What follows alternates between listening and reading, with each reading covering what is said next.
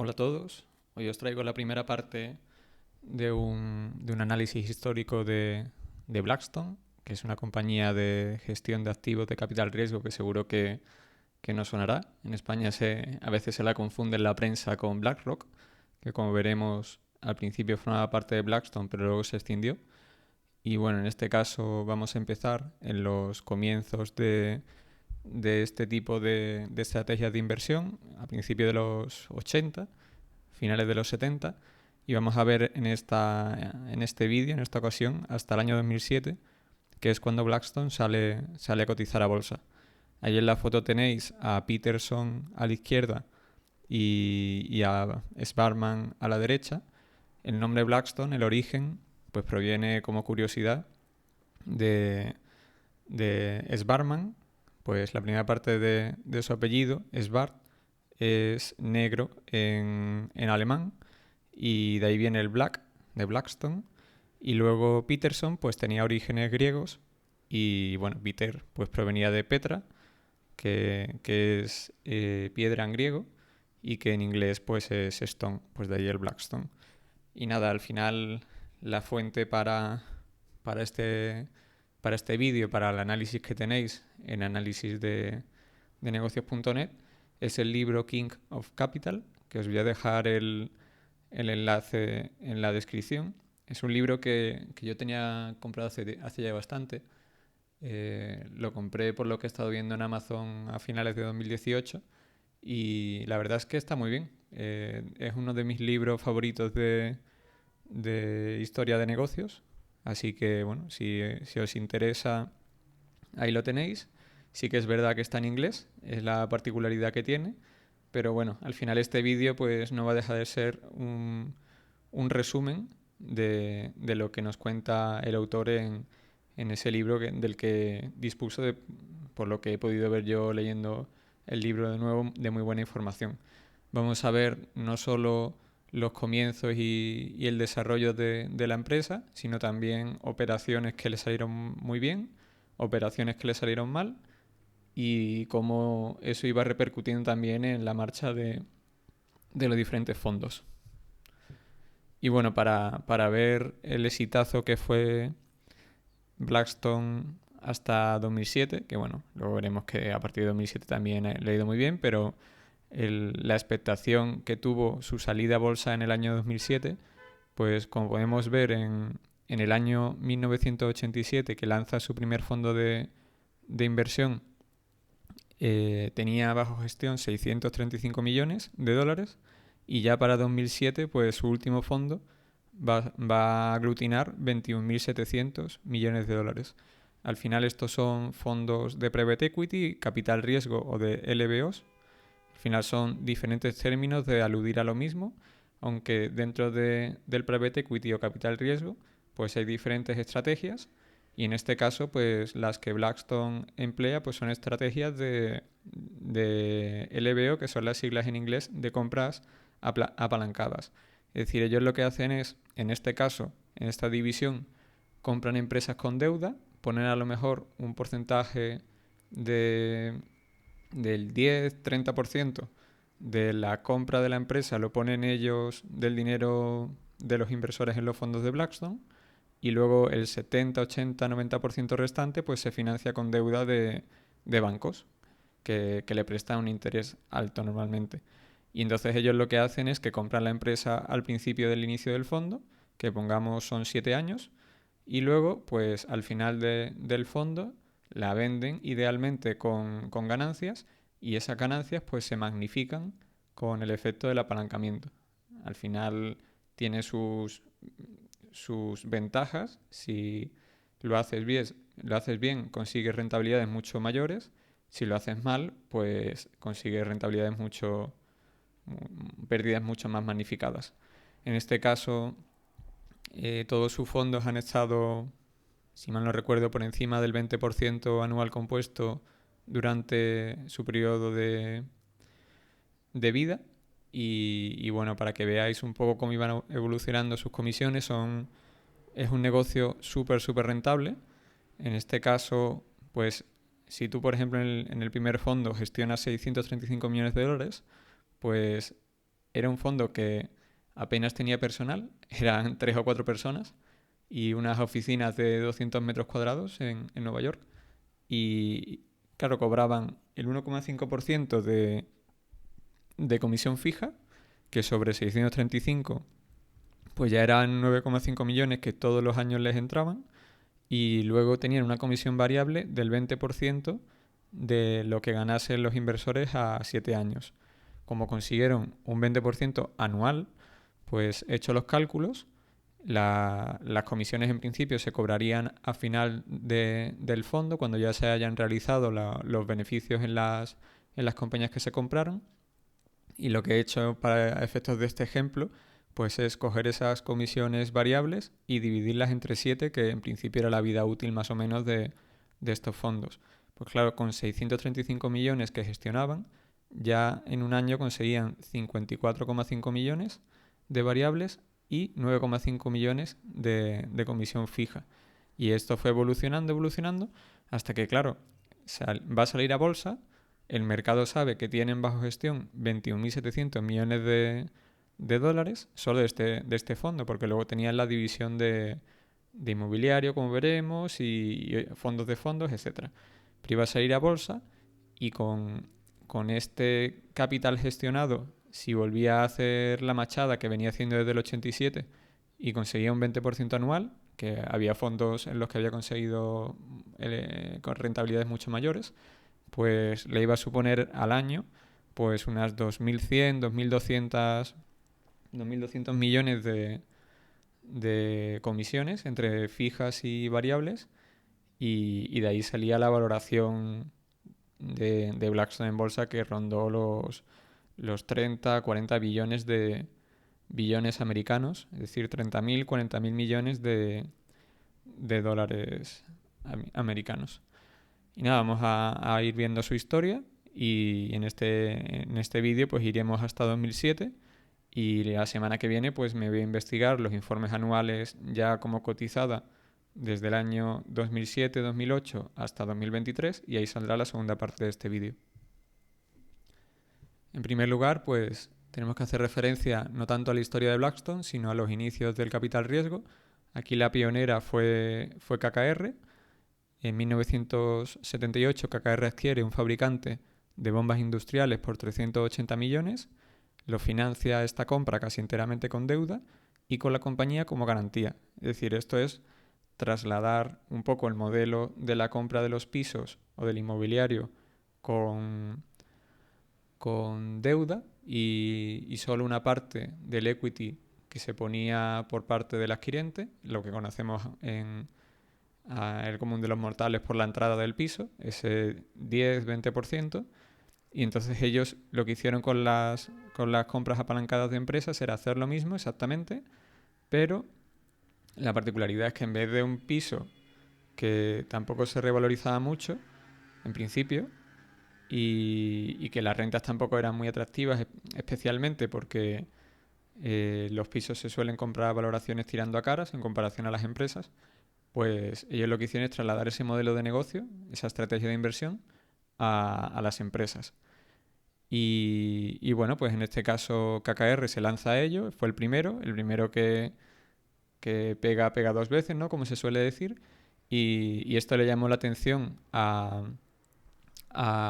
Steven Sbarman, el protagonista junto a Peterson de esta historia, que entonces, por aquel entonces era banquero de inversión en Lehman Brothers.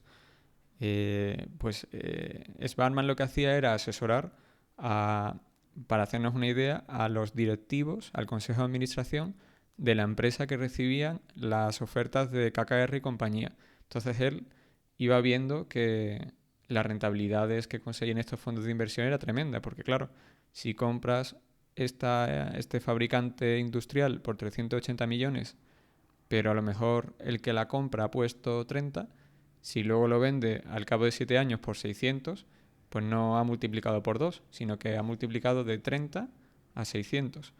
Y los socios de los fondos de inversión, pues claro, también ganaban muchísimo dinero, porque también invertían en estas adquisiciones.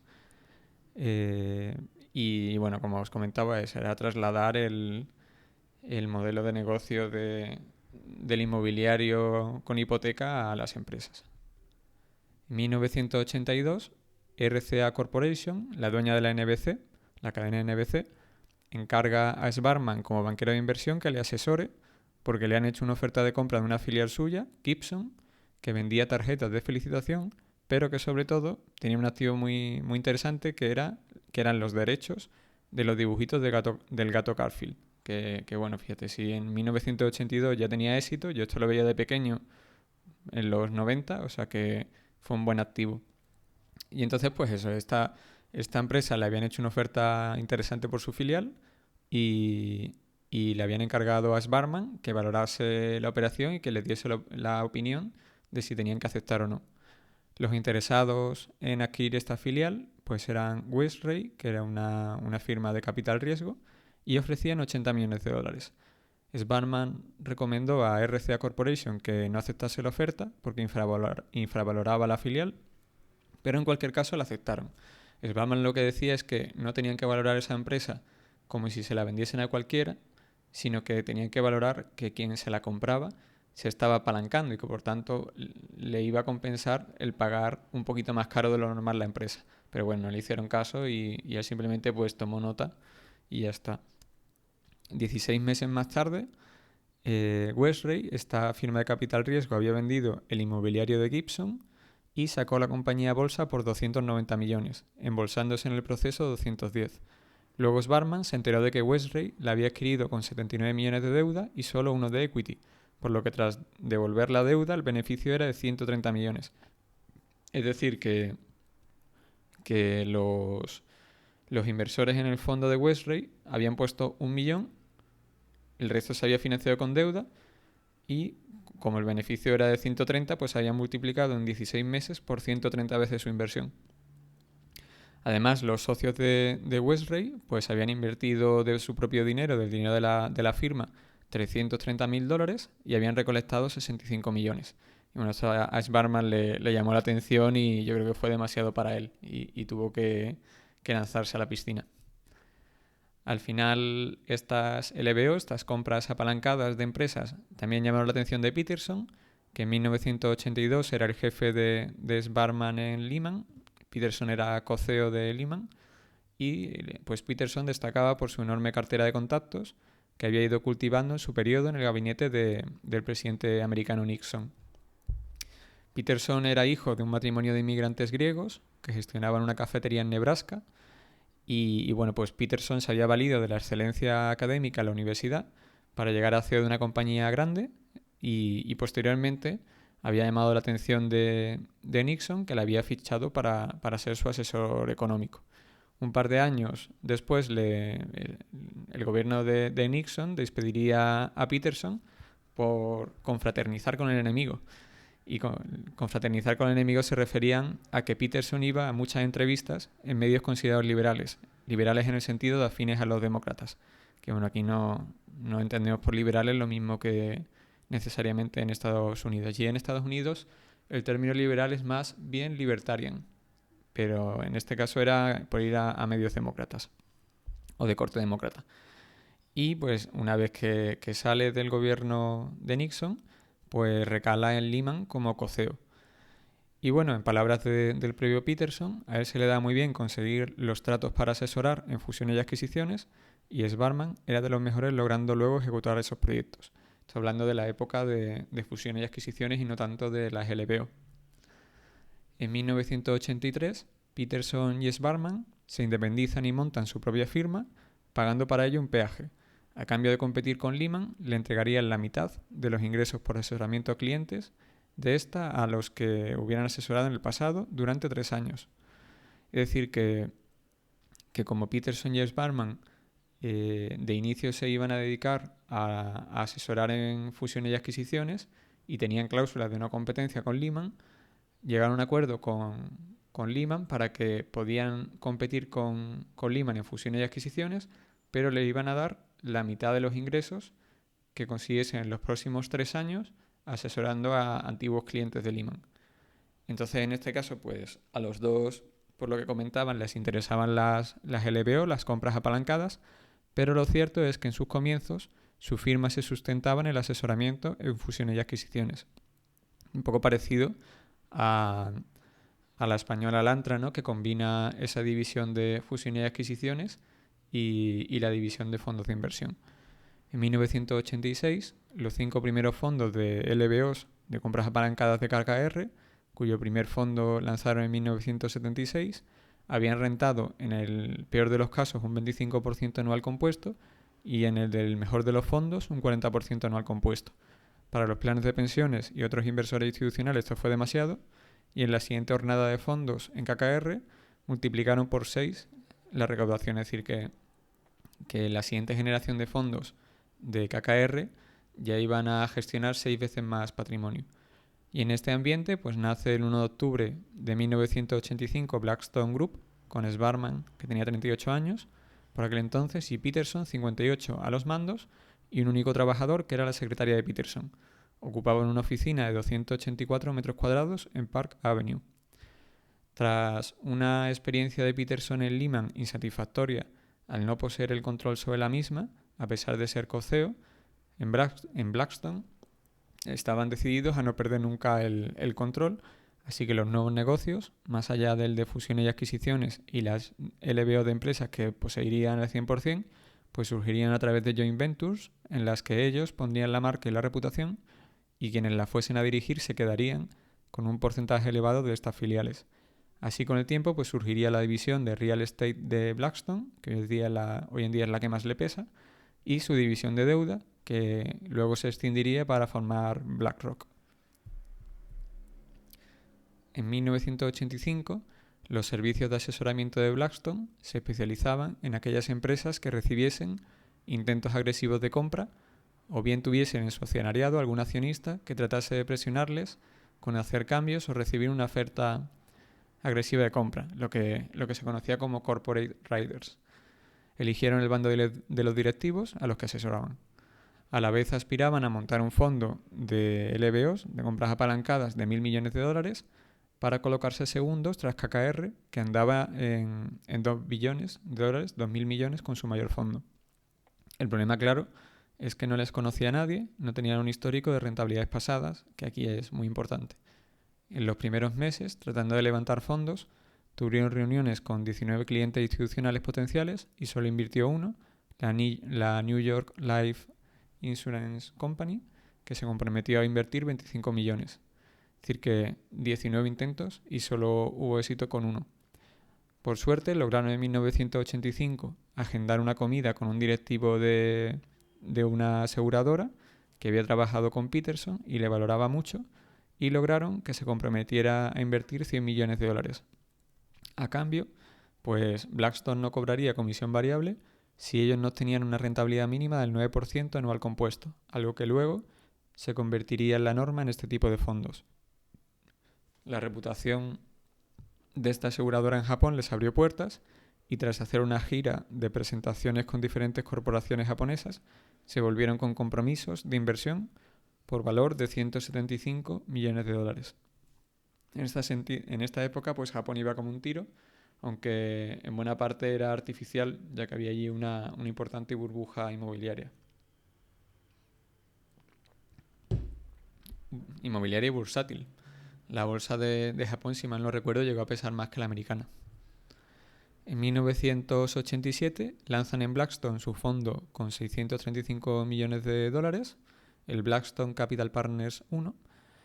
Este no llegaba al objetivo inicial de 1.000 millones, pero bueno, para ser un primer fondo y que no tener track record ni nada, pues está muy bien. Y además para los próximos 6 años cobrarían como mínimo un 1,5% anual de esos 635 millones con la comisión de gestión, la fija, que serían 9,5 millones al año, más los variables si iba bien. Por lo tanto, el proyecto iba a sobrevivir. En 1988 se mudan a unas oficinas que eran 20 veces más grandes y contratan a 3 socios de primer nivel. Roger Altman, que era banquero de Lehman de 42 años, se unió como vice-chairman por debajo de Peterson, porque Peterson era el chairman y Svarman era el CEO. Y bueno, pues este Roger Altman pues le dan un 4% de participación en Blackstone. En segundo lugar, ficharon a Lawrence Fink, de 35 años, que había creado la división de bonos basados en hipotecas del First Boston, con una participación del 2,5% que le dieron en Blackstone. Este Fink, Lawrence Fink, luego sería el CEO de BlackRock cuando se extinguiese. Y finalmente el tercer socio de Pedigree que ficharon era David Stockman, que había sido director de la Oficina de Administración y Presupuesto de Reagan y en los últimos 3 años banquero de inversiones en Salomon Brothers. No se comenta exactamente cuánta participación de Blackstone le dieron al señor Stockman, pero sí que decían que estaba por debajo del 4%. En 1988 lograron además que otros inversores interesados aportasen otros 200 millones extras al fondo, cerrando con unos 850 millones de dólares. En 1988 surge una primera operación para el fondo de la mano de USX Corporation, la matriz de US Steel. En 1986, en un momento de fuertes huelgas en la empresa acerera y una caída muy grande de la cotización, el inversor Carl Icahn, que seguro que os sonará, creo que no sé si era en Netflix o en Prime Video, bueno, una de las 3 grandes de series y películas, tenéis un documental muy bueno sobre él. Pues este Carl Icahn pues había tomado una posición del 10% en la compañía esta del acero y había ofertado 8.000 millones por llevársela entera. Para tratar de que renunciase, USX quería vender 1.500 millones en activos para recomprar acciones, que subiese el precio y que ya dejase de interesarle a este inversor. Y Blackstone pues se interesó por su división de transporte, que era la que querían vender. El del acero era un negocio muy cíclico, pero el de su transporte dependía del volumen transportado y no de su precio. En 1989, tras encontrar prestamista en Chemical Bank, cerraron el trato. Blackstone se hacía con el 51% de esta división, que iban a renombrar como Transstar, y USX recibía 500 millones de dólares en efectivo. Y bueno, el fondo de Blackstone solo aportaría un equity de 13,4 millones. Es decir, que sobre una operación de 500 millones solo ponían de equity 13,4, el resto era deuda. Para tranquilidad de USX, que temía ceder el poder de decisión y que le subiesen los costes del transporte de cada tonelada, porque al final esto era a efectos de este cliente un monopolio, estarían en una situación de igualdad a efectos de tomar decisiones. Además, la adquisición se hizo a un precio atractivo de 4 veces EBITDA. Aquí a los de capital riesgo les encanta el EBITDA porque me imagino que, aparte de que es la referencia que suelen tomar, sí que el EBITDA lo que te permite es que en una situación desesperada es el dinero que vas a recolectar si no dedicas nada a mantener en funcionamiento los negocios. A veces a estos fondos de private equity pues se les ha acusado un poco de invertir por debajo del gasto contable de depreciación y amortización de los activos de las empresas. Es decir, que si lo normal es que una empresa necesite 100 millones al año para mantener sus activos en funcionamiento, ya no para crecer, sino para mantenerlos en funcionamiento, pues que a lo mejor invertían 50.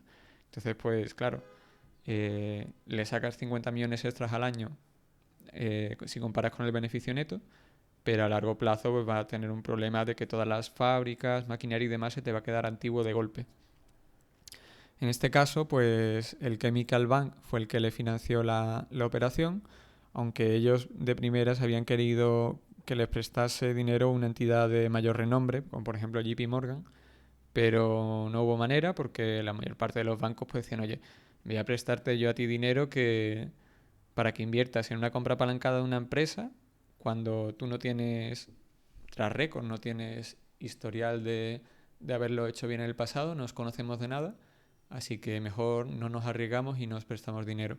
En el caso del Chemical Bank, pues no tenía un negocio importante en préstamos a este tipo de operaciones, quería meter la cabeza y bueno, el riesgo de prestarles a unos advenedizos, por así decirlo, en esta materia, pues se compensaba por el hecho de que tenían que empezar por algún sitio y desde entonces el Chemical Bank pues haría muchas relaciones de este tipo con Blackstone. Sería su prestamista prioritario. Luego, si la memoria no me falla, Chemical Bank que se convertiría en Chase y acabaría siendo parte de JP Morgan Chase. La primera inversión de Blackstone, Transstar, que era esta distribuidora esta transportadora de acero, cuyo artífice sería un joven James Mossman, que tenía 29 años, se saldaría con enormes beneficios. En 2003, cuando vendieron el último paquete de acciones a Canadian National Railroad, que es una empresa que cotiza en bolsa, los inversores habían multiplicado por 25 veces y obtenido un 125% anual compuesto en 15 años. Claro, la gracia de estos fondos es, salvando las distancias, algo parecido a los fondos buenos de startups o de venture capital, que a lo mejor hacen 10 inversiones, 9, bueno, digamos que 4 le salen muy mal, 4, bueno, ni fu ni fa, y hay una que le sale tan bien que, como se suele decir, le paga la fiesta y hace que le compense las que han salido mal. Pues en este caso, esta operación en 15 años le reportó un 125% anual compuesto.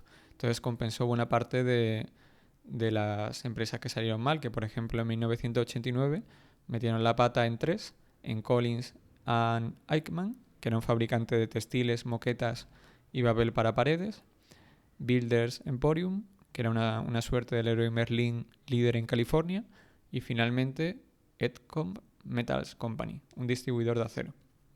Es decir, que con que te saliese una muy muy bien, con el efecto del apalancamiento te compensaba las que no te salían bien. Sbarman decidió implementar un sistema por el cual todo posible trato debía ser defendido por el socio responsable y atacado intelectualmente por el resto de socios. Así cada trato pasaba de ser el trato de determinado socio al trato de Blackstone, y si metían la pata con él, serían todos responsables. Esto es la teoría, en la práctica no tanto, porque como lo hicieses mal de manera recurrente, pues Sbarman te despedía sin pestañear. Este sistema a mí me recuerda al de una gestora española que a mí me gusta mucho cómo está organizada, que es Oros, que son 3 miembros y al final pues cada miembro de ese triunvirato tiene que presentar por escrito su tesis de inversión y tiene que superar el filtro de sus otros 2 compañeros de trabajo. Siguiendo con la historia, en 1989 un banco japonés, Nikko, adquirió por $100 millones un 20% de los beneficios para los siguientes 7 años de la división de fusiones y adquisiciones de asesoramiento de Blackstone, así como un 20% de los beneficios que Blackstone estuviera invirtiendo esos 100 millones. Al final no compraban el 20% de la división, sino solo compraban, tenían un derecho a percibir el 20% de los beneficios de la misma.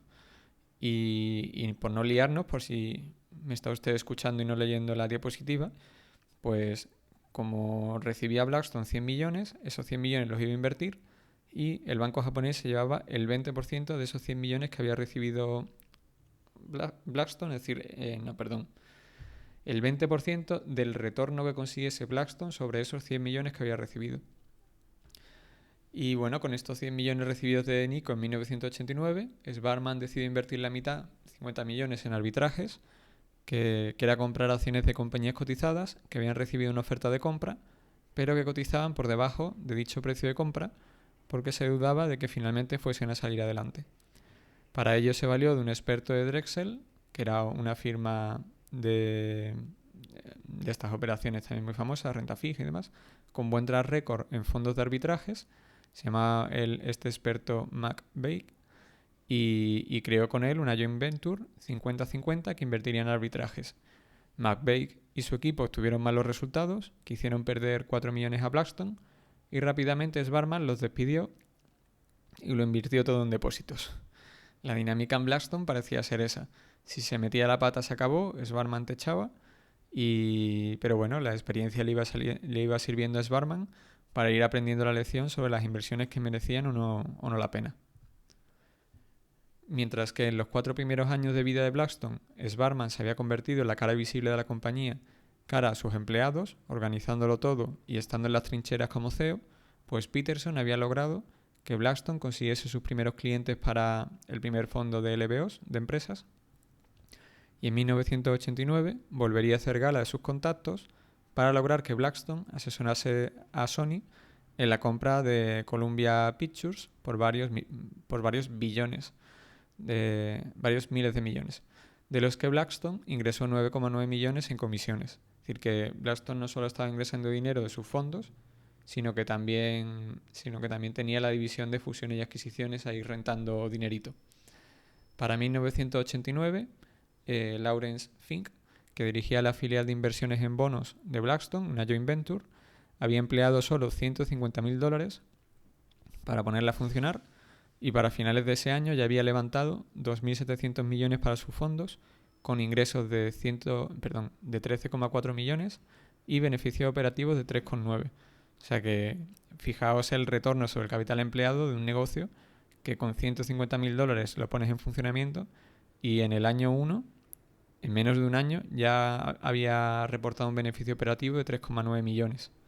Pues tiene sus riesgos, pero el negocio es muy muy rentable. Claro, normalmente el truco es que aquí no tenían en cuenta el sueldo del principal gestor. Y por eso cuando hay veces que algunos inversores particulares analizan las cuentas de las gestoras de fondos de bolsa españolas, las independientes de los grandes bancos, pues dicen, mira, pues esta tiene un 90% de margen y esta tiene un 20%. Porque claro, hay gestoras que por cómo están organizadas se ponen un sueldo y otras que se pagan dividendos. Entonces, claro, pues si te pones un sueldo va como gasto y parece que los márgenes son más pequeños, en algunas incluso que no ganan dinero, y en cambio si te das un dividendo, pues no hay gasto y por tanto el beneficio es mucho mayor. Al final depende de cómo te organices. En 1990 el mercado de bonos high yield se secó, lo que sumado a la recesión de 1991 y 92 en Estados Unidos dio lugar a una etapa muy mala para los LBOs. Los bonos high yield pues son los bonos de un riesgo más elevado y que pagaban un interés también más elevado. Y al final, como estas operaciones de compras de empresas estaban muy apalancadas, pues casi siempre se financiaba con high yield, con estos fondos, con estos bonos un poco más cañeros. Entre 1991 y 1995, el tamaño de los tratos de Blackstone rondó los 300 millones frente a los 1.100 de media de sus primeros tratos. En esta época muchas firmas desaparecieron y otras vieron su reputación a efectos de la LBO dañada para siempre. Al final, en estos negocios, si en un fondo metes la pata a lo grande, como le pasaría a algún ex empleado o algún ex socio de Blackstone, pues hay veces que ya el mercado no te da tiempo a recuperarte, porque al final lo que vende son los resultados recientes.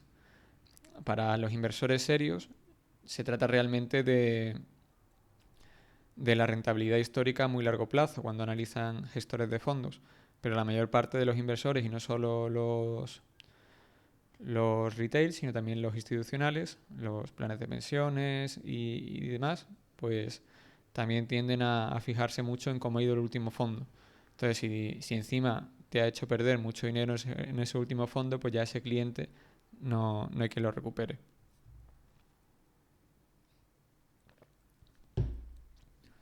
En los años 90, KKR y Blackstone marcarían el paso junto a dos nuevas firmas, Carlyle, especializada en negocios regulados, aprovechando el conocimiento de Washington de uno de sus fundadores, sus contactos, David Rubenstein, y Apollo Corporation, que estaba liderada por Ness Drexel, Leon Black, que supo aprovechar la crisis en los bonos, esto que hemos comentado de que se secó su mercado, para comprarlos a mitad de precio, especializándose en renta fija.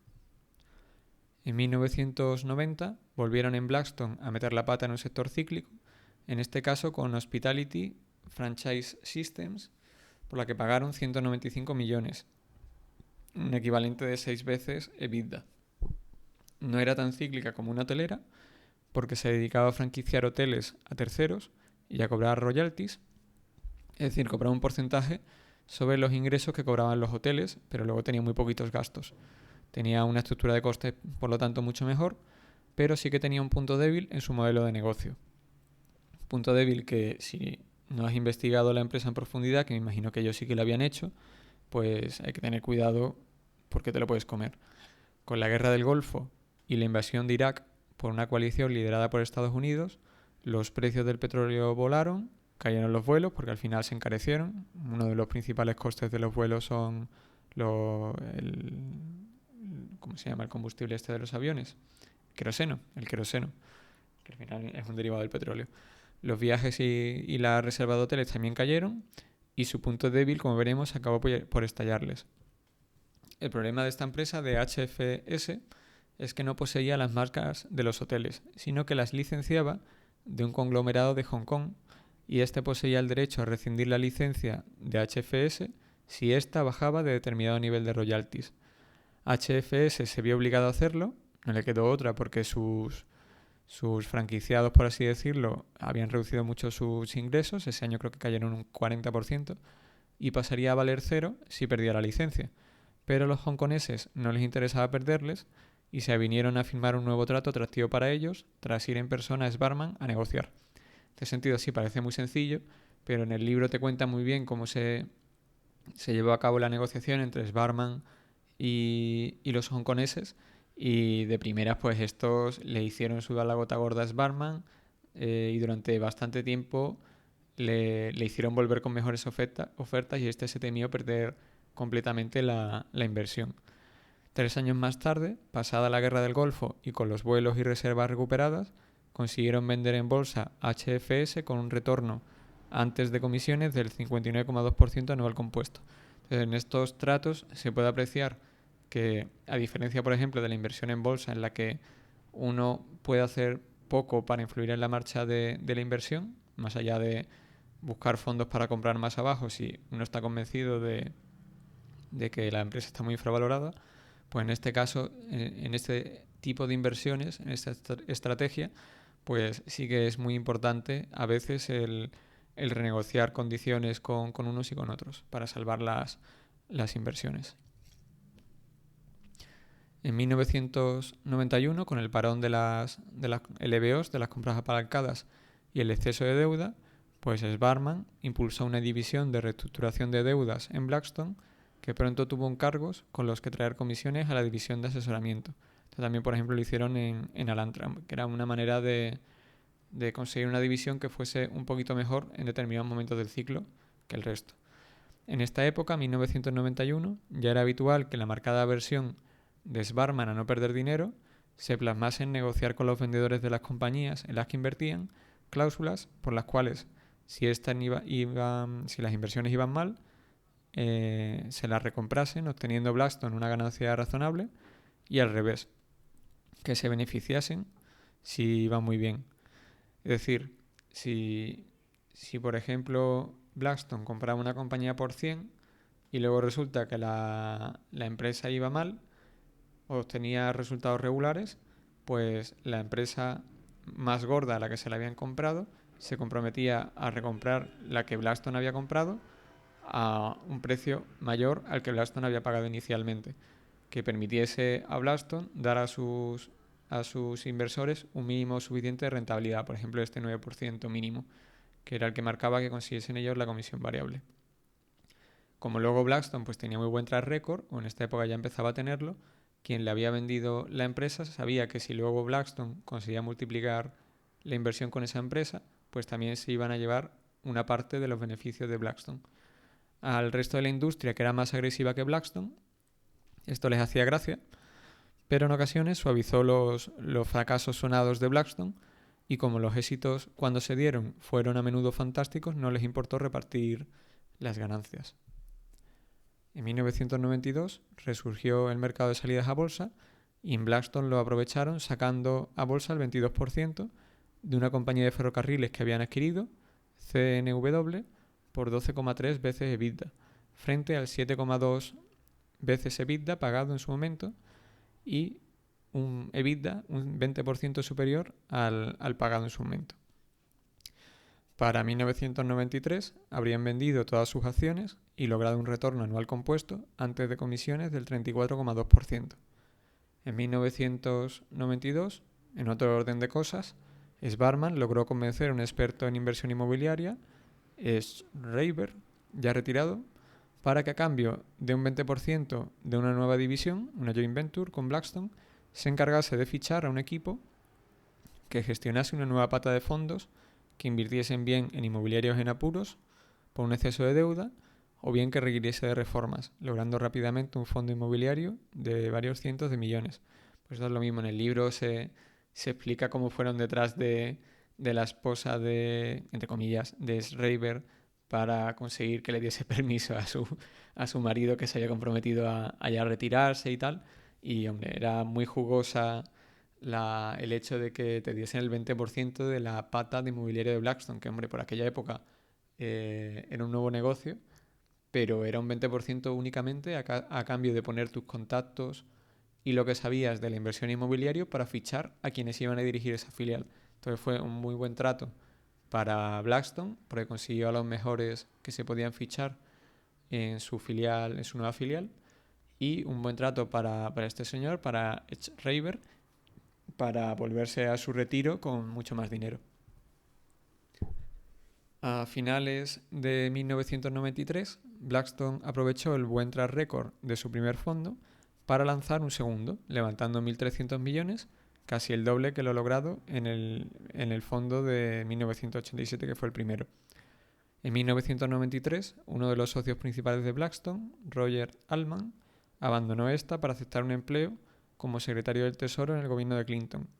Mientras estaba en Blackstone, Altman había dedicado una parte de su tiempo a la política para lograr que su amigo Bill Clinton, con el que había también estudiado en la universidad, fuese elegido presidente, y además había logrado que le aumentasen su participación al 7% en Blackstone.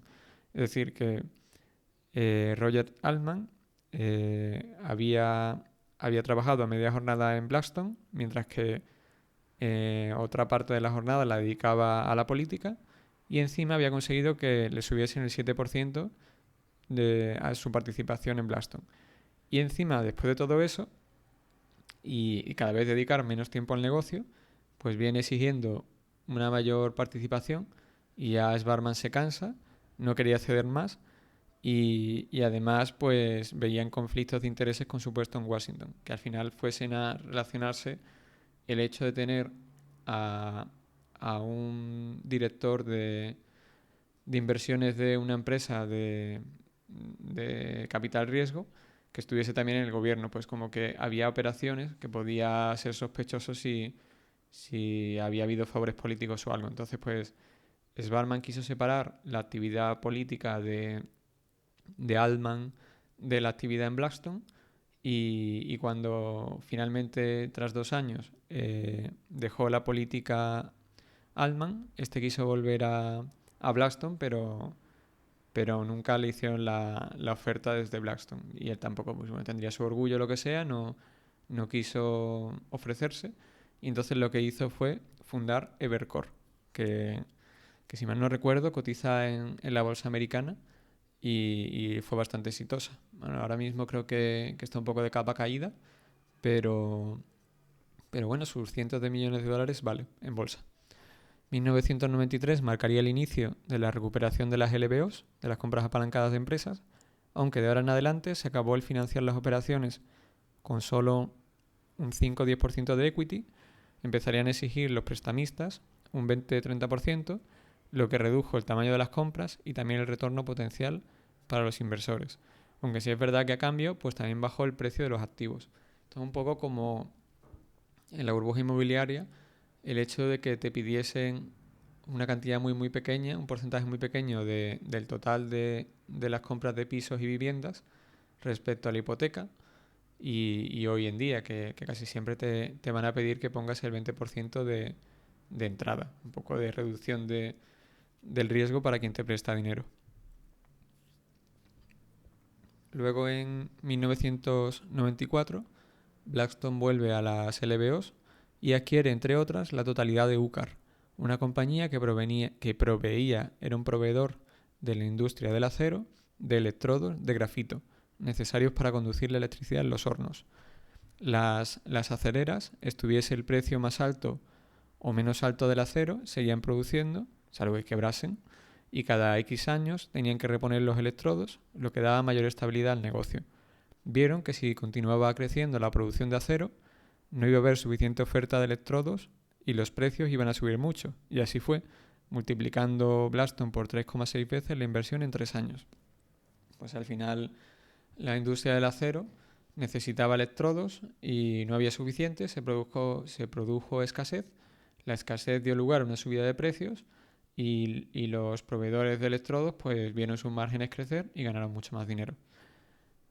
Sin embargo, la inversión en UCAR tuvo su truco. No afectó a Blackstone, pero tuvo su truco porque poco después se encontraría culpable a UCAR de haber pactado junto a su competencia, SGL.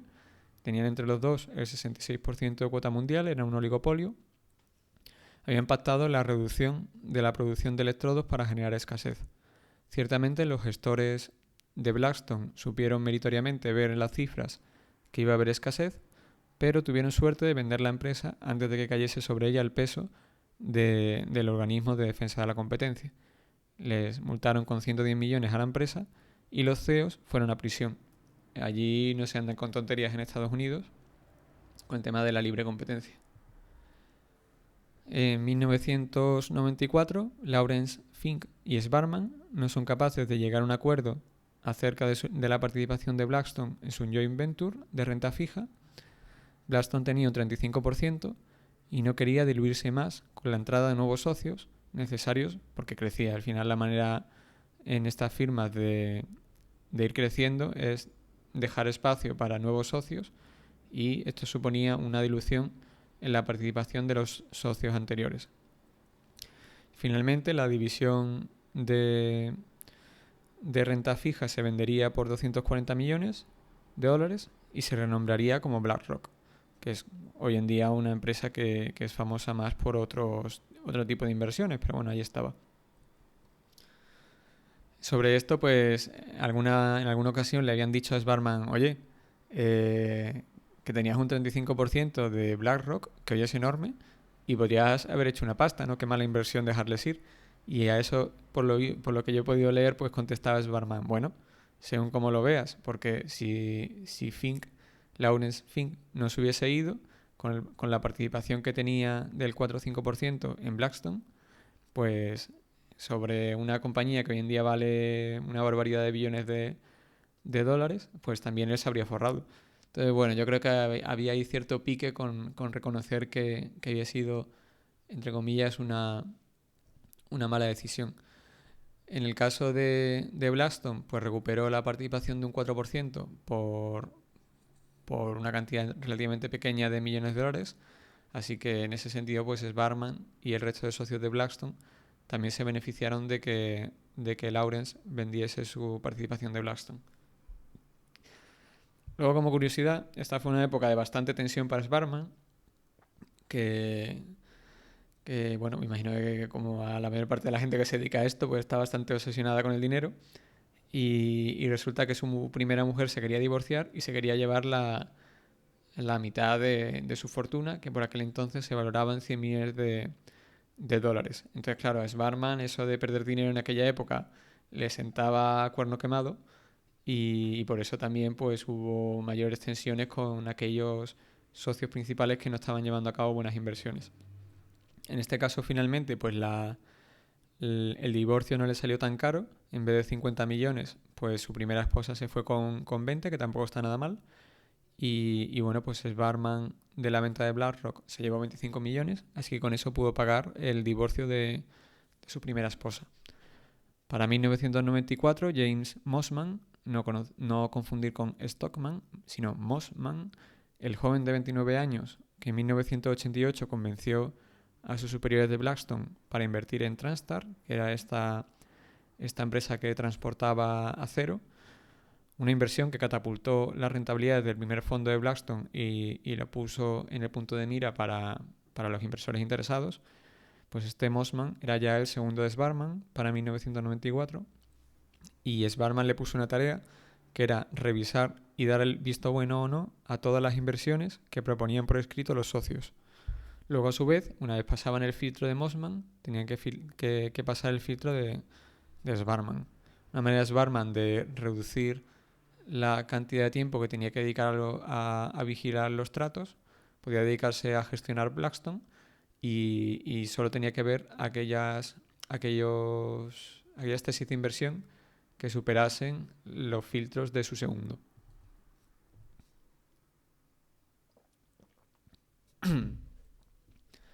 Y en 1996 la revolución de las .com estaba en auge y compañías, no ya sin beneficios, sino casi sin ingresos, salían a cotizar por cientos de millones de dólares.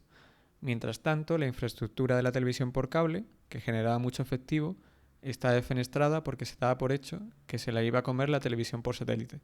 Y Blackstone se lanzó a invertir en ella a precios atractivos, con la fortuna, no sabemos si es algo que ellos supieron ver o simplemente tuvieron suerte, con la fortuna de que con la explosión de Internet se necesitó figuradamente un autopista para mover esos datos y la propia infraestructura de la televisión por cable se pudo adaptar fácilmente para ello, dando pingües beneficios a este fondo de Blackstone.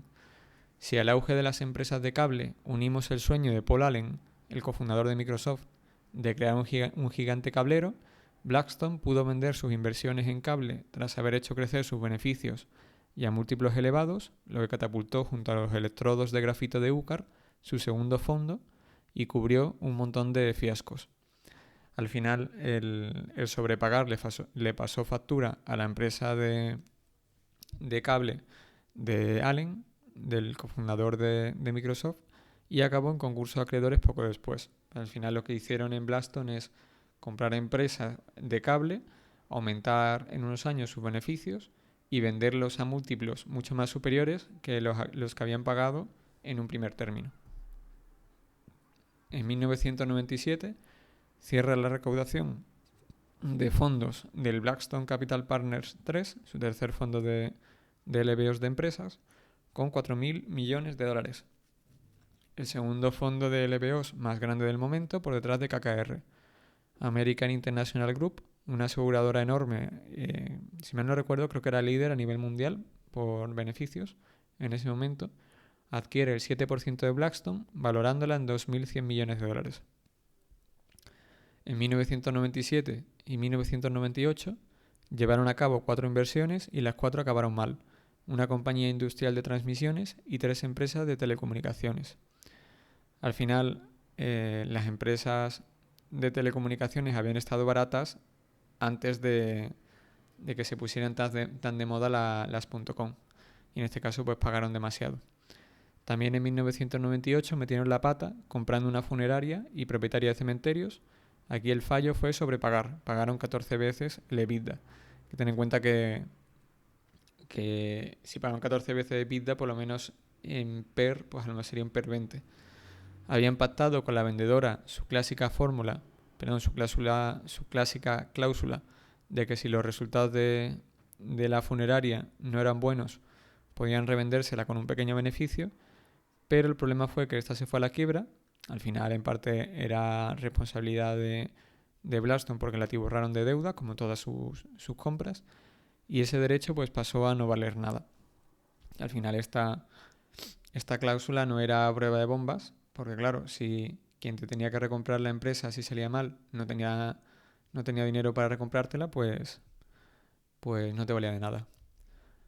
En 1998 metieron también la pata con compañías cíclicas, en el sentido de que dependían de la marcha de la economía y que además no poseían fuertes ventajas competitivas. Como los fondos de LBOs tenían una vida finita, no podían esperar eternamente y las tuvieron que vender con malos resultados. Esto es un poco como, por poneros el ejemplo, si en AdValor o en Cobas, por ejemplo, por poner un ejemplo de gestoras grandes conocidas, les hubieses obligado, por ejemplo, en el caso de AdValor, a vender sus empresas de materias primas en 5 años, pues a lo mejor no les habría dado tiempo a que se recuperase el ciclo, a llevar razón y sacar la rentabilidad que luego sacaron.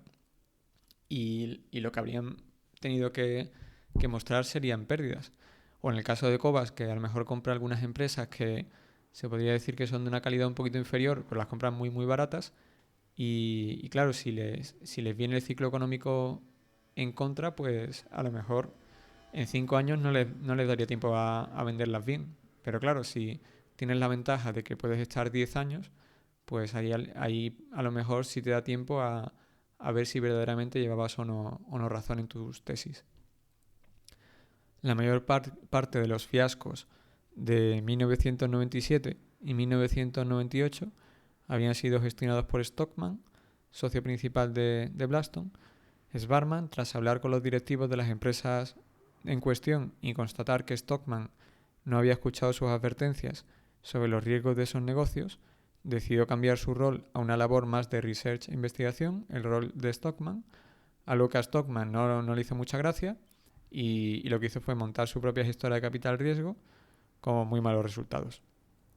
Al final, para cubrir los fiascos de estos fondos, que siempre los hay, necesitas grandes éxitos. Y en el caso de Stockman, en su nueva gestora de capital riesgo, pues tuvo fiascos, pero no tuvo grandes éxitos. Entonces, pues tuvo resultados muy malos. En 1998, la rama de inmobiliario de Blackstone ya se caracterizaba por operar como los LBO de empresas. Un ejemplo fue la compra ese año de Savoy Group, que incluía 4 grandes hoteles de superlujo en Londres. Al final, Blackstone lo que hizo fue seleccionar todo el espacio que consideraron desaprovechado y crearon 200 nuevas habitaciones en esos edificios, mejorar la decoración y luego lo vendieron en 2003 con buenas ganancias.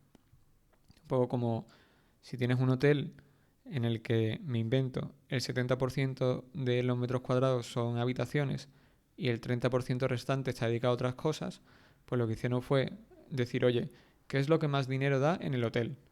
Las habitaciones. Pues vamos a reducir el espacio de ese 30% dedicado a otros menesteres y vamos a dedicar, por ejemplo, 15-15, un 15% del total a aumentar las habitaciones. Entonces, claro, mejoraron los ingresos y los beneficios mucho y lograron venderlas con buenas ganancias. En el año 2000, la presión para que Blackstone invirtiese en tecnológicas era enorme, tanto por parte de sus clientes, que empezaban a irse a estos fondos que también iban de Venture Capital y de tecnológicas, como de sus empleados y socios más jóvenes. El Venture Capital gestionaba 105 millones frente a los 82 del capital riesgo. A Schwarzman no solo no le convencía, sino que lo veía un sinsentido, y a diferencia de la competencia en capital riesgo, no se creó en Blackstone una división de tecnológicas. Al final esto, yo llevo invirtiendo en bolsa, soy una persona muy joven, ¿no? Tampoco puedo decir aquí que lleve 40.000 años, pero yo llevo invirtiendo desde los 23, voy a cumplir ahora este mes 32, y en este tiempo he visto que han estado muy de moda las empresas de cannabis, las criptomonedas, las tecnológicas, y es que siempre, bueno, salvo en el caso de Bitcoin por ahora, ¿no? Que está yendo muy bien, pero el resto de criptomonedas, un desastre. Y me acuerdo de las empresas de cannabis fatal, las tecnológicas fatal. Bueno, han estado ahora muy recientemente de moda las cíclicas, que habrá que ver cómo acaba esto, porque ahora parece como que todo el mundo habla de cíclicas. Y al final los inversores tienen que aguantarse ahí figuradamente al mástil, ¿no? Y los cantos de sirena, si no te cuadran las cuentas, pues saber decir que no. Eso cuando te dedicas a las inversiones y hablas con los amigos, siempre, oye, ¿tú, ¿tienes criptomonedas? ¿O tienes Bitcoin? ¿O tienes empresas de cannabis? Y no falla que donde se mete la gente que no se dedica a esto, normalmente suele salir mal. Pero bueno, son modas, algunas salen bien, pero bueno, a Blackstone le estaba costando mucho a sus directivos el no entrar en las tecnológicas. En el año 2000, sin embargo, otro asunto eran las compañías de telecomunicaciones, que sí generaban dinero, a diferencia de las tecnológicas, y necesitaban capital, eran intensivas en capital. El artífice de los éxitos con el cable de Blackstone, Gallogly, había amenazado con crear su propia gestora especializada en cable, y Schwarzman le había retenido con la promesa, que cumplió luego, de crear una división de Blackstone que él dirigiría. Iba a ser el fondo de telecomunicaciones de Blackstone. En Alemania, en el año 2000, había liberalizado el mercado de las telecomunicaciones, que monopolizaba Deutsche Telekom, y Gallogly se alió con otros inversores para comprar a un pequeño competidor al que inyectarle capital para competir con Deutsche, que encima tenía las tarifas más altas.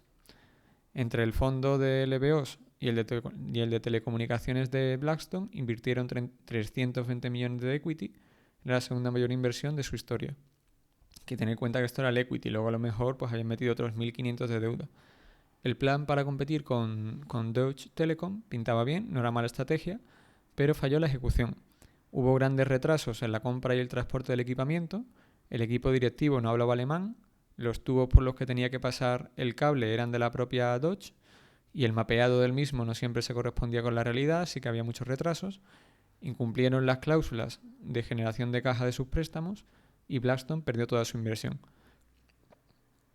Hay unas cosas que se llaman covenants, que son cláusulas que establecen que quien te presta dinero, si por ejemplo tus inversiones bajan, imagínate que te prestan dinero para comprar una empresa de, yo qué sé, un Enagas, que transporta gas por gasoductos. Y te dicen, aquí tiene usted su préstamo, es al 7% de interés, pues estos eran préstamos altos, 7, 8, 10, y usted me va a tener que devolver anticipadamente el préstamo si Enagas deja de cubrir con su generación de caja 3 veces el coste de sus intereses o si si sube de una deuda EBITDA de 5 veces. Pues en este caso, como hubo retrasos en la ejecución del proyecto, pues no les dio tiempo a generar suficiente caja, porque claro, tenía que conseguir los suficientes clientes, robarle los suficientes clientes a Dutch para conseguir los suficientes beneficios para pagar la deuda y no bajar de esos covenants, de esas cláusulas. Y entonces, pues como no lo lograron, pues perdieron todo y los activos fueron a parar a los acreedores. Desde el verano del 2000, entre la burbuja de las .com que se secó el crédito y la crisis de confianza tras los atentados del 11 de septiembre, en 2 años Blackstone no cerró un solo trato. La buena noticia, eso sí, era que Blackstone tenía miles de millones recaudados en los años anteriores para hacer operaciones. Las catástrofes del 11S, sin embargo, generaron oportunidades en el año 2002. Al final estos atentados habían sido un absoluto desastre en Nueva York, habían generado muchísimas indemnizaciones para las aseguradoras y a su vez las aseguradoras tenían un seguro con las reaseguradoras que lo que hacían era cubrir sus reclamaciones que les hiciesen los clientes que fuesen muy grandes. Entonces las aseguradoras estaban mal, las reaseguradoras también estaban mal y entonces lo que hizo Blackstone pues fue invertir en nuevas reaseguradoras con los balances limpios y ganas de ganar cuota de mercado a las que apenas se podían defender. Es decir, las que tenían la cuota de mercado no tenían músculo financiero porque estaban pagando todas las indemnizaciones derivadas del 11S y entonces pues lo que hizo Blackstone fue capitalizar con inyecciones de capital a nuevas reaseguradoras que iban a conseguir quitar cuota de mercado. Esto es un poco como la división de reaseguro del holding de Warren Buffett, de Berkshire, que pueda acometer estas operaciones de reaseguro cuando son tan grandes que nadie más las puede hacer. Pues algo parecido estaban haciendo en Blackstone, aquello de dar agua en el desierto. Cuando no había agua, pues ellos venían con agua.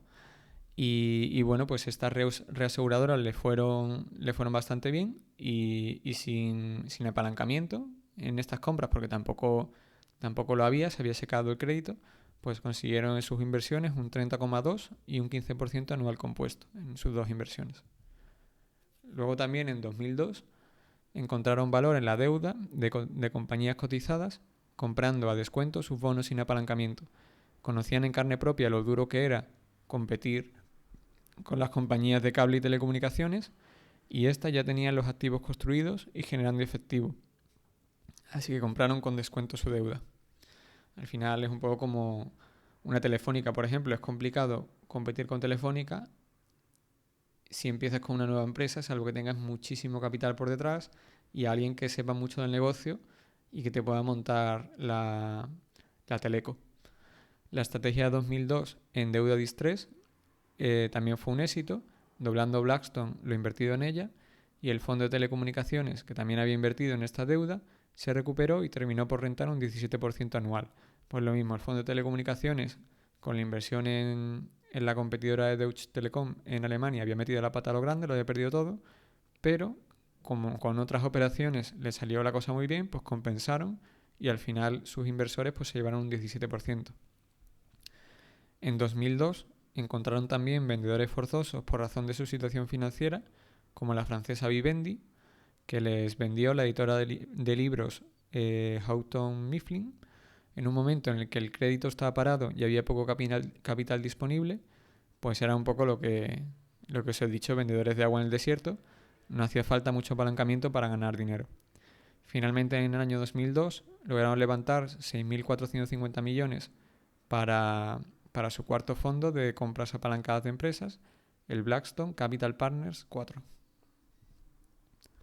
En el año 2003, Sbarman se sentía saturado, trabajaba por lo que comentaban en el libro 14 horas al día y en Blackstone pues bueno, había crecido mucho, era ya una empresa de 350 empleados y no encontraba a nadie dentro de su organización para que le echase un cable y más adelante incluso le sustituyese. En esta época tenía Sbarman 56 años y tras conocer en profundidad a diferentes candidatos dio con la tecla con Tony James.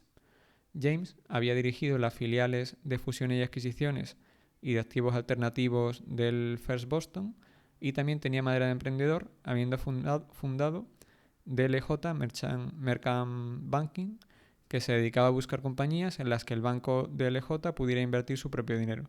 Un poco como en vez de que el banco invirtiese en un fondo de capital riesgo, pues se hacía una filial en la que el banco podía apalancadamente comprar empresas con su propia financiación. En esta compañía había levantado cantidades similares a las de Blackstone para fondos de inversión y había logrado rentabilidades muy buenas con estos. De hecho, había logrado rentabilidades mejores que las de Blackstone, que ya eran bastante buenas. Finalmente, pues vieron que eran muy parecidos, que se podrían complementar y le concedieron una posición en Blackstone similar a la que tenían Sbarman y Peterson. En el momento de la salida a bolsa, creo que recordar un 6-7%. Bueno, sobre 38.000 millones, pues tampoco está nada mal. Como os he comentado, la particularidad es que este señor, Tony James, tenía experiencia en fusiones y adquisiciones, lo había dirigido, y en activos alternativos, que es otra manera de llamar a capital riesgo a estas compras apalancadas, y encima tenía un buen track record.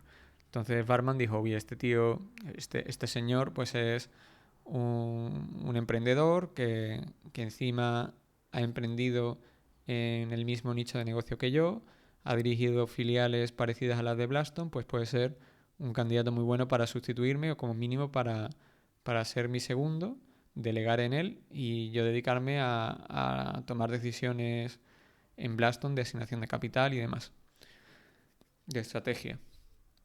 Tony James mejoró el proceso de inversión en Blackstone, centrándose en que los socios analizasen y buscasen tanto la opcionalidad positiva en sus inversiones como evitar los riesgos que podían convertir la inversión en un desastre. Sobre esto último, sobre los riesgos, hay un ejemplo muy bueno en el libro que comentaba Tony James, que era acerca de la inversión en aerolíneas. Al final decía, oye, aquí los socios minoritarios de Blackstone pues vienen a vendernos la tesis de inversión en una aerolínea y nos dicen, oye, hay un 5% de probabilidades de que suba el precio del petróleo, le venga mal a las aerolíneas, un 3% de posibilidades de que haya un acto terrorista y le venga mal a las aerolíneas, un 5% de posibilidades de que se encarezcan los tipos de interés y le venga mal a las aerolíneas, un 5% de que haya mucha competencia y le venga mal a las aerolíneas. Pero bueno, al final estos riesgos pues son del 5%, es raro que se den y entonces para adelante con la inversión. Entonces lo que decía Tony James es, oye, si todos esos riesgos los pones en conjunto, a lo mejor en un año normal hay un porcentaje muy elevado de que se dé uno de esos riesgos. Entonces en la práctica, o mejor dicho, que en el periodo de tiempo que Blackstone iba a tener una aerolínea en cartera, pues que se diese alguno de esos 4 o 5 riesgos que iban a hacer que la aerolínea fuese una mala inversión para Blackstone. Y bueno, pues en una perspectiva diferente y que los socios no se estaban enfocando mucho en ellas. Pues comentaban que a lo mejor traían 400 páginas de análisis de proyecciones de cómo iba a ir determinado negocio, pero no les hablaban a lo mejor de que existía la posibilidad de que esa empresa fuese opada por por otro fondo de inversión o que la quisiera comprar una compañía más grande que estaba consolidando al sector o que le pasasen, en definitiva, cosas positivas que podían aflorar el valor de la inversión. Cambiando de tercio, en el año 2003, Blackstone ganó mucho dinero con una compañía química que se llama Celanese. No sé si se pronuncia así. Ah, sí. Celanese. Voy a decir yo. Esta tenía su sede en Frankfurt y cotizaba en Frankfurt, que hay bolsa de valores en Frankfurt, pero solo el 20% de sus ingresos dependían de Europa, frente a más de la mitad que procedían de Estados Unidos. Esperaban que su negocio remontase porque estaba la economía de capa caída y que si cotizaba en USA, en Estados Unidos, se pagaría por ella un múltiplo un 25% mayor, que es algo que pasaba entonces y que sigue pasando, que en Estados Unidos, por el mero hecho de cotizar en Estados Unidos, pues las empresas se valoran mejor. Yo creo que al final es porque mueve mucho más dinero el mercado americano y hay muchos fondos americanos que están capados en sus inversiones a que tengan que invertir en Estados Unidos por mandato, ¿no? Por folleto. Y en cambio en Europa pues están más limitados a Europa. Y entonces pues lo que hicieron pues fue pasar la compañía de cotizar en Frankfurt a Estados Unidos. Además, Celanese se regía por las normas de Alemania y del mercado de valores alemán, y estas defendían a los últimos accionistas que se negasen a aceptar la oferta inicial de compra cuando éstas se daban.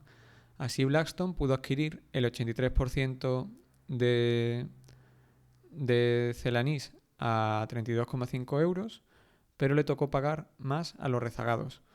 Si Blackstone no compraba al menos el 75% del precio inicial pasada la fecha tope, la operación decaía y volvería a caer el precio al normal de bolsa, así que los fondos tenían que decidir si se la jugaban a estar en el 75% que aceptaba o no. Curiosamente, dentro del porcentaje minoritario de fondos que no aceptaron la oferta inicial de 32 euros y que finalmente vendieron a 40 y muchos, pues estaba un fondo de inversión que fue uno de los que luego se benefició de apostar en contra de la caída del mercado inmobiliario americano, de esto que podemos ver en la película La Gran Apuesta, que también es un libro muy bueno. Luego me he saltado un párrafo que, aparte de los escollos estos de la normativa de valores alemana, pues había otros escollos para que la operación saliese adelante. En Alemania es muy habitual que la mitad del consejo de administración esté formado por representantes de los trabajadores. Pues al final en Blackstone pactaron con ellos, se comprometieron a no despedir. Y luego aparte, no despedir de la parte, digamos, de industrial, no de oficinas. Y luego aparte era una operación demasiado grande para Blackstone, 850 millones de equity, ya que de quedársela entera pesaría un 13% de su fondo, así que lograron que inversores institucionales invirtiesen en participaciones de Celanese, 206 millones concretamente, aparte de lo que invertían en el fondo de Blackstone. Es decir, en el fondo de Blackstone había inversores institucionales, por ejemplo, una aseguradora, un plan de pensiones público o privado, que indirectamente a través del fondo iba a invertir en Celanese. Entonces lo que le estaba proponiendo Blackstone a estos clientes suyos era: oye, esta empresa tiene muy buenas perspectivas, ¿no queréis, aparte de lo que ya habéis invertido en el fondo, invertir vosotros aparte una cantidad y así sacamos la operación adelante? Se apuntaron y salió adelante. También pactaron, como os he comentado, con los representantes de los trabajadores. Ya adquirida, pasaron de 3 sedes de oficinas a una en Estados Unidos, ahorrando costes. Invirtieron en mejorar la capacidad de producción de la maquinaria de Estados Unidos, lo que les permitió aligerar la plantilla y ahorrar más. Y finalmente vendieron un negocio de Celanese que perdía dinero y finiquitaron más todavía el ahorro. La economía y sus ingresos mejoraron, la sacaron a cotizar en Nueva York a un múltiplo un 40% mejor de lo pagado, y una vez asentó el polvo, habían multiplicado su inversión por 5. Yo cuando leí esto hace poco, porque claro, yo el libro me lo había leído a principios de 2019, y con la tesis, con el análisis fresco de Ebro Foods, pues se me está viniendo a la cabeza que Ebro Foods, pues a lo mejor lo que le pasa es eso, que cotiza en España en vez de cotizar en Nueva York, porque realmente la mayor parte de los ingresos vienen de Europa y Estados Unidos, no de España, y probablemente si cotizase en Estados Unidos, pues cotizaría un múltiplo considerablemente superior. Pero bueno, al final cotiza aquí en la Bolsa de Madrid y por ahora hay que apechugar, aunque bueno, a las familias dueñas de Ebro Foods les gustan mucho los negocios, así que no sería descabellado que a futuro sucediese. Al final, mientras que mantengan los trabajadores en España, pues lo único que hace es cambiar la sede de país. A España, desde luego, no le viene nada bien, porque pierde todos esos directivos que pagan rentas altas e impuestos altos, y el efecto sede, a efecto de pagar impuestos, pagas un poquito más. Pero como no nos pongamos las pilas como país, pues se nos van a ir empresas porque tienen mayores ventajas en otros sitios. En el año 2004 a Apolo se le ocurrió valerse de un instrumento financiero, los BDCs, que en la práctica venían a ser similares a los ETFs, efectos prácticos, que no me mate ningún experto en estos productos, para lanzar a los mercados cotizados un equivalente a su fondo de capital riesgo, en una forma de que particulares y fondos de cotizadas pudiesen acceder al mismo y cobraba las mismas comisiones que su fondo de LBOs. Blackstone y otros competidores trataron de copiarle, pero no acabó de cuajar y solo Apolo mantuvo su BTC, que le aportó otros 1.000 millones en activos gestionados. Al final los fondos de capital riesgo tienen las particularidades de que hasta que no vendes las inversiones, la valoración del fondo depende un poco de lo que digan los que gestionan el fondo. En plan de, oye, esta empresa este año vale un 10% más. Pero realmente hasta que no vendas la empresa, no hay un mercado público que diga de verdad cuánto vale esa compañía, sino que es el propio gestor el que hace una estimación sesgada a su favor, lógicamente, para decir que ahora gestiona más patrimonio, que tiene que cobrar mayores comisiones.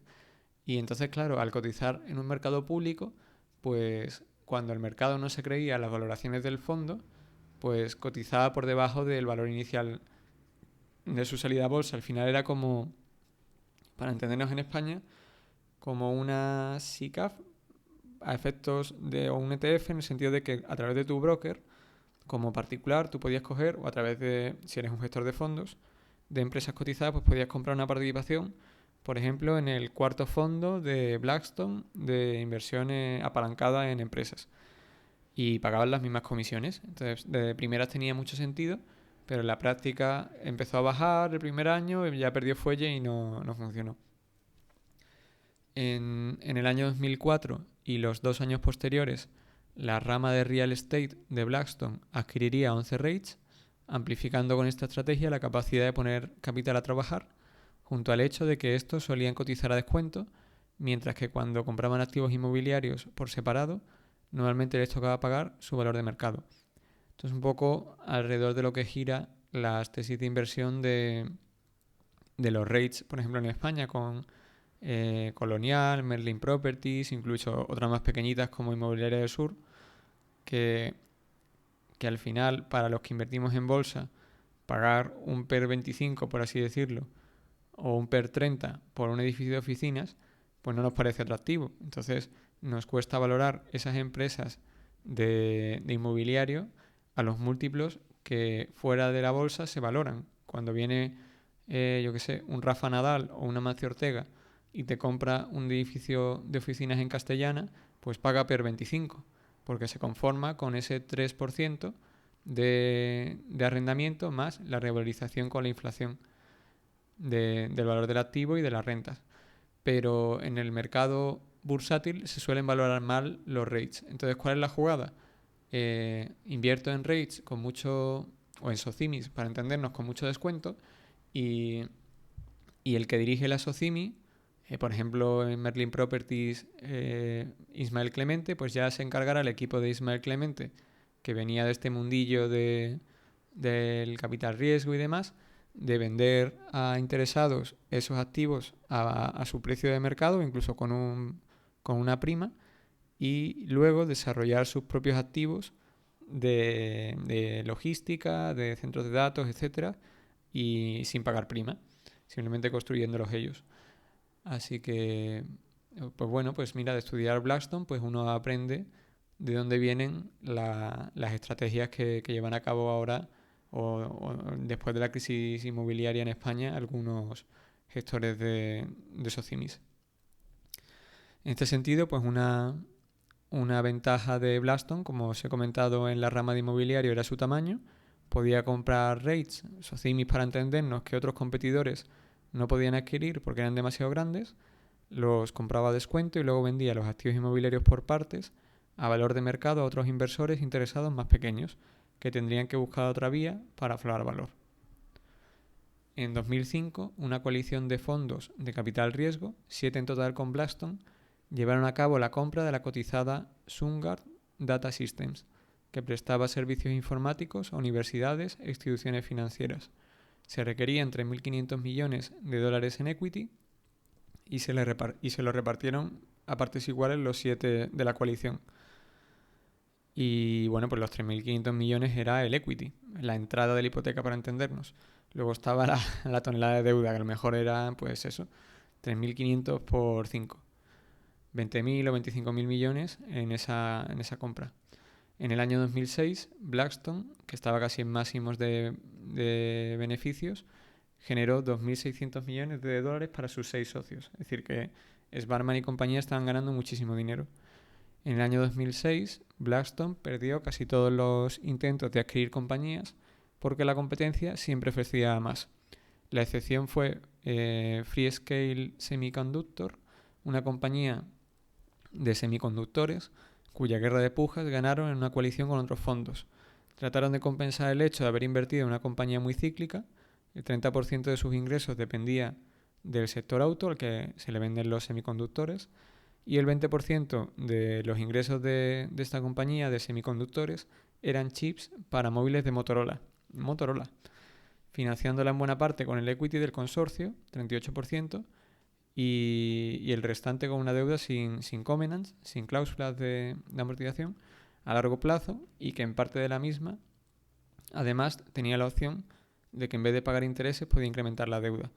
Es decir, ellos lo que hicieron fue, como esta compra sé que puede ser cíclica, pero que pensamos que tiene unos vientos de cola que la van a llevar a ser muy, muy creciente a largo plazo, que de hecho los semiconductores con su ciclicidad pues han ido creciendo de ciclo en ciclo, de pico de ciclo en pico de ciclo, pues lo que hicieron fue, en vez de poner el 20% de equity como solían poner para la operación como entrada de la hipoteca para entendernos, pusieron el 38%, y encima la deuda que emplearon para llevar a cabo esta operación, un momento en el que los bancos daban muchísima deuda y con condiciones muy buenas, pues no iba a tener condiciones de devolución anticipada del préstamo, es decir, que si a la empresa le iba mal, pues no les iban a cobrar ni más intereses, ni le iban a obligar a Blackstone a devolver la deuda.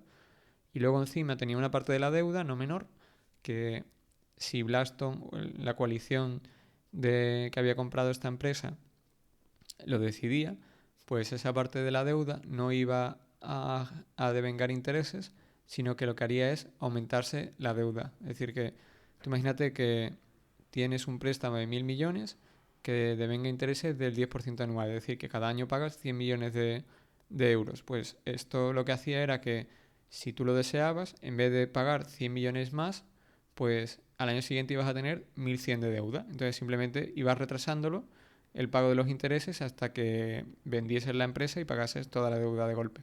Entonces un poco lo que pasa con la deuda de los brokers para comprar acciones, ¿no? Que en vez de cobrarte intereses, van aumentando, bueno, o te cobran los intereses y van aumentando la deuda que tienes. Un problema de las épocas de exuberancia, de exuberancia irracional que sí podríamos decir, en las LPOs, en estas compras apalancadas como sucedió en 2006, es que las rentabilidades pasadas atraen a inversores a los fondos y las gestoras de estos tienen muy difícil justificar que aceptan toda esa montaña de dinero y sus comisiones fijas para luego no invertirlo en nada. Entonces la inversión, o sea, la presión para que lo inviertan, incluso sobrepagando, es importante.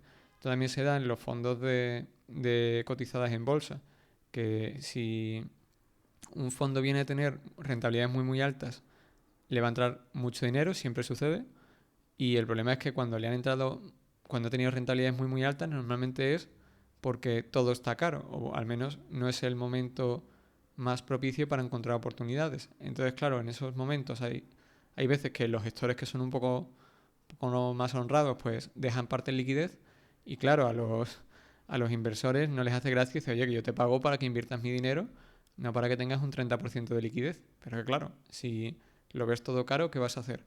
Hombre, puedes no aceptar el dinero, pero eso es automático.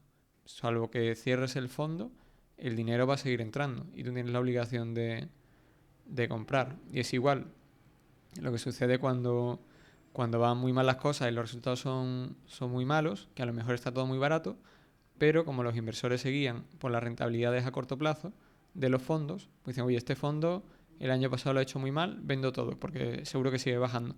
Y a lo mejor era el mejor momento para comprar ese fondo. Pero bueno, así como los fondos es complicado valorar si están baratos o no, te tienes que fiar de lo que te digan, que no siempre te lo dicen, pues, pues se da algo parecido. En el año 2007, con el predominio de la securización de deudas, esto de la securización de deudas pues es mezclar en un producto financiero un conjunto de deudas, unas más arriesgadas y otras menos arriesgadas. Pues eso, con el predominio de la securización de deudas, que afectó tanto a la deuda inmobiliaria como a la de todo lo demás, LBOs incluidos, se redujeron los tipos de interés y subieron los precios de los activos. Y en el caso de las compañías adquiridas para estas compras apalancadas, pasaron de una media de 7,4 veces EBITDA en 2004 a 9,8 veces en 2007. Por ejemplo, en el caso de Atlanta, creo que ellos de media venían comprando en 6 veces, 5 o 6 veces, para que veáis una idea. La teoría moderna de carteras propugnaba que si activos de mucho riesgo pesaban poco la cartera, se obtenían sus mayores rentabilidades, pero no se asumían mayores riesgos por la diversificación, lo que favoreció que se mezclasen en instrumentos financieros deuda de mucho riesgo y de poco riesgo, y que encima los incentivos en las calificadoras de ratings de deuda pues también fomentasen que se calificasen como de poco riesgo deudas que lo tenían y mucho. Esto se pudo ver en la película esta, en La Gran Apuesta, ¿no? O en el libro, que en la época de toda esta exuberancia irracional, pues las calificadoras de riesgo tipo S&P, Standard & Poor's, Fitch, etcétera, pues calificaban como de deuda con muy poco riesgo, deuda que luego cuando cayeron las hipotecas se vio que sí que tenía riesgo y de hecho mucho. A principios de 2007 y tras una guerra de pujas, Blackstone se hace con EOP, que era un REIT cotizado de edificios de oficinas, por 38.700 millones de dólares, del que el fondo de Blackstone ponía 3.500 millones. Era una operación muy muy importante. Ya antes de cerrar el trato, habían apalabrado la venta a precio de mercado de buena parte de sus activos y en apenas 4 meses habían vendido 28.000 millones en activos. Con esto Blackstone pues ya doblaba el valor de su equity hasta 7.000 millones. Es decir, ellos eran conscientes de que no estaban comprando en el mejor momento del ciclo, pero como el rate cotizaba con mucho descuento sobre el valor de mercado de sus edificios de oficinas, que estaban en Nueva York, en Chicago, en diferentes ciudades importantes, pues ellos lo que hicieron fue apalabrar la venta de, pues fijaos, 28.000 millones de activos frente a los 38.700, es decir, aproximadamente un 70% o 60% de todos los activos adquiridos en los siguientes meses a la compra de esta empresa, de EOP, ya los habían vendido. Entonces, después de devolver toda esa tonelada de deuda, 28.700 millones, 28.000 millones, ya había multiplicado por 2 Blackstone su inversión en apenas 3 o 4 meses. En 2007 Blackstone levantó 21,7 billones, es decir, 21.700 millones de dólares para su quinto fondo de compras apalancadas de empresas. Gestionaban 33 billones de dólares en total. Para 2007 Sbarman quería sacar a Blackstone a bolsa, quería hacerlo antes de KKR, porque tenía ahí un pique de siempre con KKR, y Y sin embargo, pues Svarman tenía varios requisitos para sacar la empresa a bolsa. Quería mantener el control total sobre la firma, no perder los beneficios fiscales de los partnerships, no pagaban impuestos sobre sociedades, sino que pagaba el partner, el socio, sobre la renta que percibía de estas, y que el precio de venta fuese atractivo. Al final estas sociedades o estos regímenes especiales fiscales vienen a ser un poco más socimis, que no pagan impuestos sobre sociedades, pero están obligadas a repartir todo lo que ganan en dividendos y quien va a pagar va a ser el accionista. Durante 2007 los abogados, después de mucho trabajo, dan con la tecla y Blackstone saldría a cotizar como una Master Limited Partnership, lo que le permitiría mantener el control a pesar de que los inversores públicos tuviesen la mayoría y no pagar impuestos sobre sociedades. Para ello debían repartir, como os he comentado, el 90% de lo que generase el grupo en dividendos o equivalentes. Blackstone sale a bolsa el 22 de junio de 2007, haciéndose pública el 23,6% de su propiedad. Buena parte, curiosamente, de lo vendido se le vendió al gobierno chino, aunque hay que decir que aunque le generó muy mala prensa, eran acciones sin voto. Es decir, que los chinos lo único que iban a tener, si me lo recuerdo, era un 10% de Blackstone, pero solo se iban a beneficiar de los dividendos. No iban a tener ningún poder de toma de decisiones en el grupo, y sin embargo esta posición del gobierno chino pues sí que fue muy bueno para que Blackstone pudiera dirigirse a invertir en Asia, que era una zona donde iba retrasado respecto a sus principales competidores. Blackstone sale a bolsa el 22 de junio. Perdón, me repito. Bueno, y básicamente eso le está yendo muy bien porque estaba en pico de ciclo. En febrero y julio de 2007 habían realizado adquisiciones por 39 billones de dólares, es decir, 39.000 millones. Está Equity Office Properties Trust, el EOP que os he comentado, que era el mayor propietario de edificios de oficinas en Estados Unidos. Y luego habían invertido también 26.000 millones en hoteles Hilton. Va a tardar 4 años en acometer un trato que llegase a los 3 billones, a los 3.000 millones, porque la crisis había llegado y al private equity le habían cerrado el grifo los bancos. A cierre de su primer día de cotización, pues Blackstone se había valorado en 38.000 millones de dólares. Y nada, este es el fin de la primera parte y os espero la semana siguiente con la segunda mitad, que probablemente no tendrá tanta carga, digamos, de operaciones particulares, porque dudo mucho que los desglosen en sus informes anuales, pero sin embargo sí que seguramente podremos profundizar en las particularidades del negocio y en sus riesgos y en sus profundidades, en definitiva. Y nada, espero que os haya gustado y bueno, y si os queréis animar a ver algunos otros vídeos, pues yo encantado. Y nada, suscribiros si estáis interesados y así apoyáis el canal y nos vemos la semana que viene.